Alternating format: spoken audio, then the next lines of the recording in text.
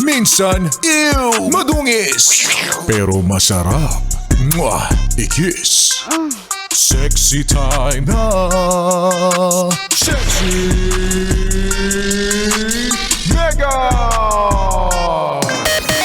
Ay talaga naman nga pong love moves in mysterious ways. May mga relationship tayong makikita na para bang ang masasabi natin, nagustuhan niya yun?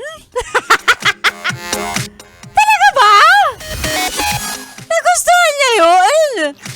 Yung mukha nun? Yung itsura nun? Anong nagustuhan niya dun?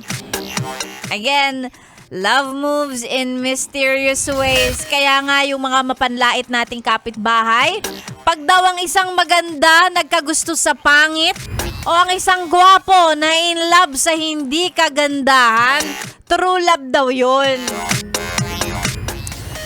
And ako, I guess, I will agree.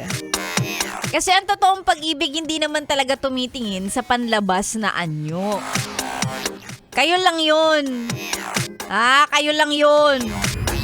Totoo yun. Regardless, kahit sobrang pagkadami-dami ng standard mo. Pero pag na-inlove ka naman sa kanya, and I am talking about yung totoong pag-ibig ha, hindi yung level ng pag-ibig na ang babaw-babaw lang. Nagkachikahan, nag-date kayo ng mga ilang beses, nag-I love you ka na, nag-I love you too siya, pag-ibig na ba yun? Yung totoong pag-ibig, no?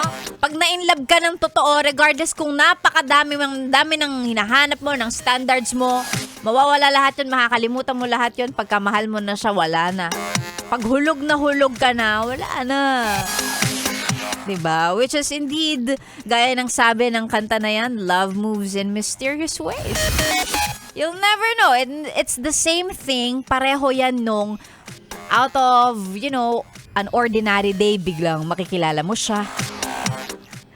Diba? Yung mga ganun, yung mga in the most unexpected place, dun kayo magmi-meet. Yung mga ganung klase lang love story tayong maririnig. And, yan yung mga patunay na minsan ibibigay talaga sa'yo kapag ready ka na. Pag handa ka nang makilala siya. Yung pagdating sa ganyan, sa pag-ibig, hindi ka rin dapat nagmamadali. Dumarating naman yun sa tamang panahon. At wag ka lang patol ng patol sa kung sino-sino. And minsan doon ka kasi nagkakandaleche-leche. Doon ka, di ba? Doon ka napapahamak. Ganyan. So, ngayong araw ng Monday, let that be a reminder that indeed love moves in mysterious ways. Yung mga jowang-jowa na, baka yung taong para sa inyo ay nasa harapan nyo lang pala. Tingin-tingin din tayo. And kung sa tingin nyo ay wala talaga, then just wait because, yung mga bagay-bagay na ganyan, darating yan sa tamang panahon. Wow! Tamang panahon, lakas maka-aldab. Char! Ang dami kong sinabi. Gusto ko lang naman sabihin sa'yo na happy Monday. It's a solid Monday morning para sa ating lahat. Lunes na naman. Opo, eto na naman. Panibagong linggo, panibagong Lunes na magkakasama tayo. Sa mga nais magpa-shoutout, isa na lang sa ating Facebook page ang mga pa-shoutout na yan, DJ Megan, Yes FM. Ako na po ang inyong kasama, Sexy Megan, dito lang sa 101.1 Yes FM. Solid!